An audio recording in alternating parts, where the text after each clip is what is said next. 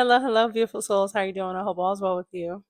Beautiful souls. So, as promised, this is part two of what I wanted to finish up yesterday, but I could not. And thank you all for the love that you showed on my previous video and my other videos. God bless you all. So, let's go ahead and get the ball rolling. Other signs that somebody is a demon, they have demonic activity going on around them because they have demons inside of them. One of the other signs that you're going to see is that this person is a habitual liar. Okay, this person or people, they are liars, they love deception. Lying and deceiving are two different things, but they're on the same side, different sides of the same coin. Okay, hopefully I'm saying that right. I have a tendency to like twist up certain meanings. My husband laughs at me all the time about this, and some of my friends, but hopefully I don't laugh at me. um but yes, past being what to say, being a liar and being a deceiver, they're different, but they're like cousins. If somebody can sit there, okay, this is one of the ultimate tests. This is one of the ultimate tests. If somebody can sit there and look you in your eyes and lie to you, they're a demon. They have demons in them. Okay? They have demons inside of them because there's nobody I can look at someone right in their eyeballs and they're asking me for the truth and lie to them. I don't care what it is. I don't care what the repercussions are. I don't care what I lose. If I'm asked an honest question, I'm going to answer you.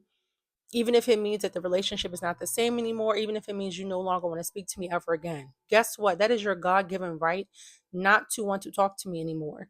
If my truth offends you that bad and you don't want to talk to me or have any association with me anymore, guess what, baby? That's your choice. Why do I need to take away your choice with deception and with lying? Like you're still not going to find out anyway.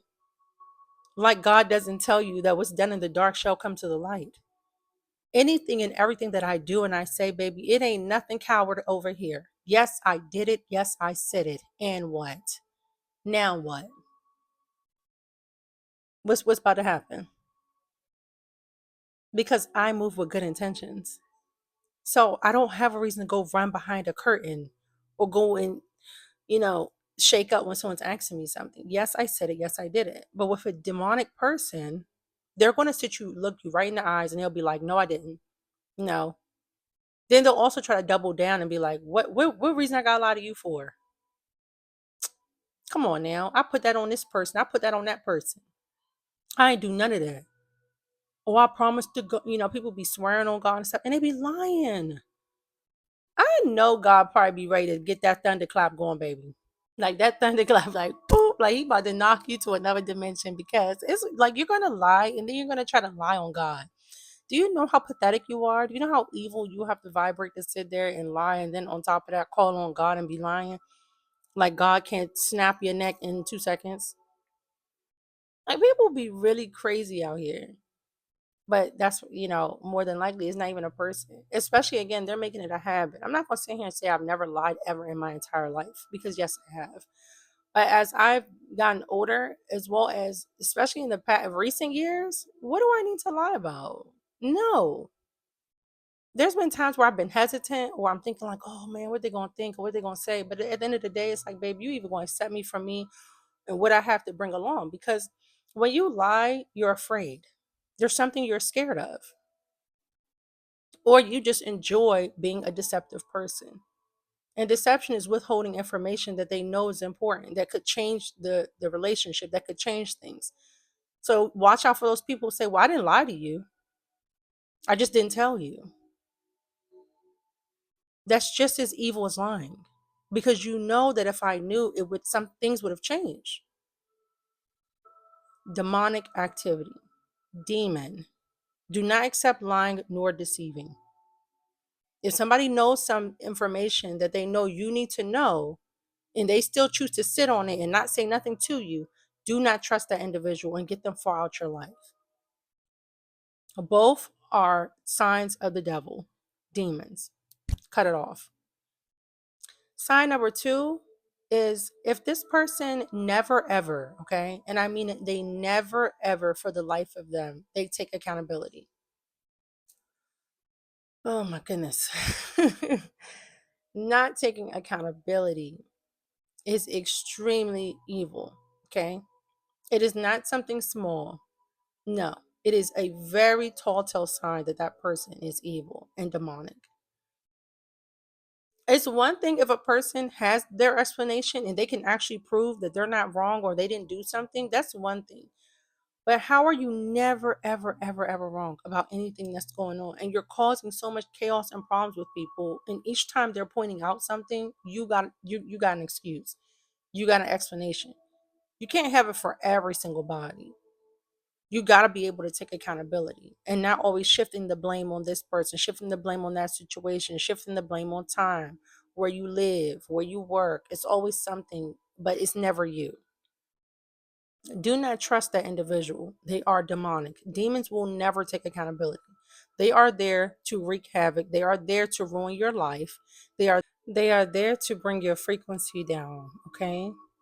But they're never there to improve situations. They're never there to make things better.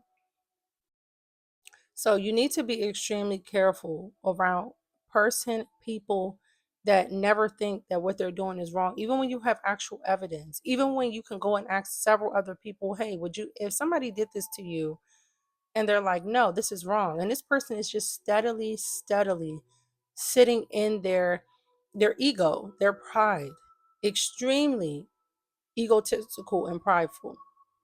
And people who refuse to take accountability, they are plagued with ego. They are plagued with pride. More than likely, a narcissist. A narcissist is never, ever, and I mean under any circumstances, going to take the blame. It does not matter.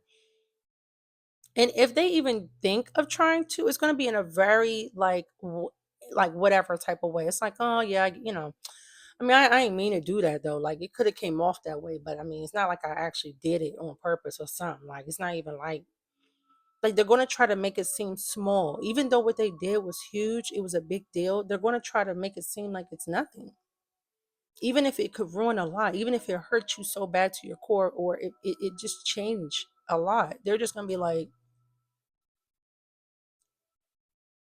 demonic.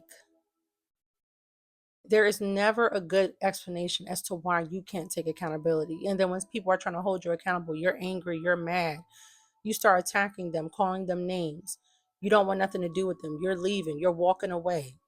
How many times you try to hold a conversation with someone and they know they're 100% dead wrong, and then but they're just so focused on being right that they just choose the door. Cool. Make sure when that door shuts behind them, they never have access to you again. Don't beg or chase no type of demon because they was sent to destroy you anyway.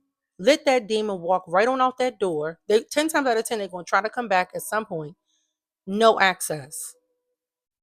You want to try this? I don't want to take accountability crap game with me? Yeah, right. I know my worth and I love myself and I won't accept this disgusting childlike toddler behavior. Shut the door and never look back, okay? And again, that person is demonically plagued. I don't care if it's your mother, your grandma, a child, a sibling, a lover. If anybody you know has these traits, you need to get away from them before they really try to ruin you. Because that's the demon's whole plan, is to ruin your life. And demons, they enjoy torturing people, so they'll do it little by little. Sometimes they'll give you all of this at one time, but a lot of times they'll do it little by little. They want to pick you apart, literally, okay? And I'm gonna go ahead and start wrapping this up. So the last sign I'm gonna give you all for right now, if you all want more, please let me know, is if you notice that people, whether they're strangers or you know them, but they're constantly staring at you. They're staring, like, I mean, literally staring at you obsessively. Like, even when you look away or you pretend, you ever see, like, I've played this game with people, definitely, especially when it comes to evil eye.